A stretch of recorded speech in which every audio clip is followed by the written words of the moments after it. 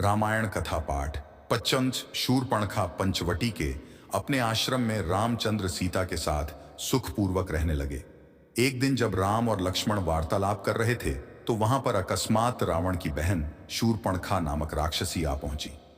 वह राम के तेजस्वी मुखमंडल, कमल नयन तथा नीलांबुज सदृश शरीर की कांति को चकित होकर देख रही थी। राम का मुख सुंदर था किंतु शूरपणखा का मुख अत्यंत कुरूप था। राम का कटि प्रदेश एवं उदर क्षीण था किंतु शूरपणखा बेडौल लंबे पेट वाली थी। राम के नेत्र विशाल एवं मनोहर थे किंतु शूरपणखा की आंखें कुरूप तथा डरावनी थीं। राम की वाणी मधुर थी किंतु शूरपणखा भैरवनाद करने वाली थी। राम का रूप मनोहर था किंतु शूरपणखा का रूप वीभत्स एवं विकराल था। उन्हें देखकर उसके हृदय में वासना का भाव जागृत हो उठा। इच्छानुसार रूप धारण करने वाली वह राक्षसी मनोहर रूप बनाकर राम के पास पहुंची और बोली, तुम कौन हो? राक्षसों के इस देश में तुम कैसे आ गए? तुम्हारा वेश तो तपस्वियों जैसा है किंतु हाथों में धनुष बाण भी है, साथ में स्त्री भी है। ये बातें परस्पर विरोधी हैं। तुम मुझे अपना परिचय दो। राम ने सरल भाव से कहा, हे देवी, मैं अयोध्या के चक्रवर्ती नरेश महाराजा दशरथ का ज्येष्ठ पुत्र राम हूं। मेरे साथ मेरा छोटा भाई लक्ष्मण और जनकपुरी के महाराज जनक की राजकुमारी तथा मेरी पत्नी सीता है। पिताजी की आज्ञा से हम 14 वर्ष के लिए वनों में निवास करने के लिए आए हैं। यही हमारा परिचय है। अब तुम अपना परिचय देकर मेरी इस जिज्ञासा को शांत करो, क्योंकि मुझे प्रतीत होता है कि तुम कोई इच्छानुसार रूप धारण करने वाली राक्षसी हो। राम के प्रश्न का उत्तर देते हुए वह राक्षसी बोली, मेरा नाम शूरपणखा है। मैं लंका के नरेश परम प्रतापी महाराज रावण की बहन हूं। समस्त संसार में विख्यात विशालकाय कुंभकर्ण और परम नीतिवान विभीषण भी मेरे भाई हैं। वे सब लंका में निवास करते हैं। पंचवटी के स्वामी अत्यंत पराक्रमी खर और दूषण भी मेरे भाई हैं। संसार में शायद ही कोई वीर ऐसा होगा जो इन दोनों भाइयों के साथ समर भूमि में युद्ध करके उन्हें पराजित कर सके। मैं सर्व प्रकार से संपन्न हूं और अपनी इच्छा तथा शक्ति से समस्त लोकों में विचरण कर सकती हूं। यह तुम्हारी पत्नी सीता मेरी दृष्टि में कुरूप, ओछी, विकृत मानवीय है और तुम्हारे योग्य नहीं है। अतः तुम मेरे पति बन जाओ। मैं ही तुम्हारे अनुरूप हूं। इस अबला सीता को लेकर तुम क्या करोगे? तुम्हारी भार्या बनने के पश्चात मैं तुम्हारे भाई और सीता को खा जाऊंगी और तुम्हारे साथ विचरण करूंगी। उसके प्रस्ताव के उत्तर में राम मुस्काते हुए बोले, भद्रे, तुम देख रही हो कि मैं विवाहित हूं और मेरी पत्नी मेरे साथ है। हां, मेरा भाई लक्ष्मण यहां अकेला है। वह सुंदर, शीलवान एवं बल पराक्रम से संपन्न है। यदि तुम चाहो तो उसे सहमत करके उससे विवाह कर सकती हो। राम का उत्तर सुन शूरपणखा ने लक्ष्मण के पास जाकर कहा, हे राजकुमार, तुम सुंदर हो और मैं युवा हूं। तुम्हारे इस सुंदर रूप के योग्य मैं ही हूं। अतः मैं ही तुम्हारी परम सुंदरी भार्य हो सकती हूं।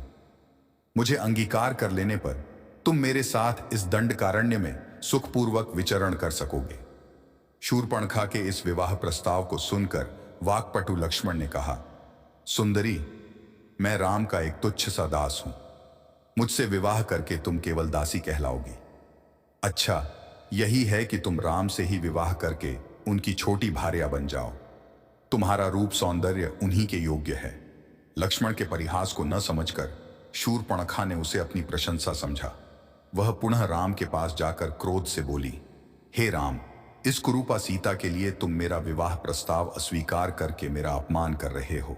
इसलिए पहले मैं इसे ही मारकर समाप्त किए देती हूं। फिर तुम्हारे साथ विवाह करके मैं अपना जीवन आनंद पूर्वक व्यतीत करूंगी। इतना कहकर प्रचंड क्रोध करती हुई शूरपणखा विद्युत वेग से सीता पर झपटी।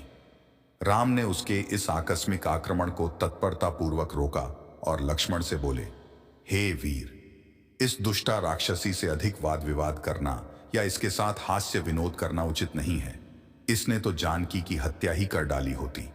तुम्हें इस कुरूपा और कुल्लटा राक्षसी को उसके किसी अंग से विहीन कर देना चाहिए। राम की आज्ञा पाते ही लक्ष्मण ने तत्काल खड्ग निकाला और दुष्टा शूरपणखा के नाक कान काट डाले। पीढ़ा और घोर अपमान के कारण रोती हुई शूरपणखा अपने भाइयों खरदूषण के पास पहुंची और घोर चीत्कार करके उनके सामने गिर पड़ी। क्या आप जानते हैं कौन थे भगवान राम के पूर्वज? यहां देखें उनकी 40 पीढ़ियों की वंशावली। इतिहास की किताबों में हमें मुगलों की कई पीढ़ियों के शासकों के बारे में पढ़ाया गया, लेकिन श्री राम के पूर्वजों के बारे में हमें ज्यादा कुछ नहीं पता। आइए आपको बताते हैं भगवान श्री राम के पिता दशरथ और उनकी 40 पीढ़ियों की वंशावली। भगवान राम के पिता का नाम दशरथ था। दशरथ के पिता का नाम अज था। अज के पिता का नाम नाभाग था। नाभाग के पिता का नाम ययाति था। ययाति के पिता का नाम नहुष था। नहुष के पिता का नाम अम्बरीश था। अम्बरीश के पिता का नाम प्रशुश्रक था। प्रशुश्रुक के पिता का नाम मरु था। मरु के पिता का नाम शीघ्रग था। शीघ्रग के पिता का नाम अग्निवर्ण था। अग्निवर्ण के पिता का नाम सुदर्शन था। सुदर्शन के पिता का नाम शंखन था। शंखन के पिता का नाम प्रवृद्ध था। प्रवृद्ध के पिता का नाम रघु था। रघु के पिता का नाम ककुत्स्थ था। ककुत्स्थ के पिता का नाम भागीरथ था। भागीरथ के पिता का नाम दिलीप था। दिलीप के पिता का नाम अंशुमान था।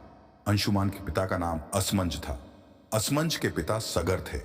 सगर के पिता का नाम असित था। असित के पिता का नाम भरत था। भरत के पिता का नाम धवसंधि था।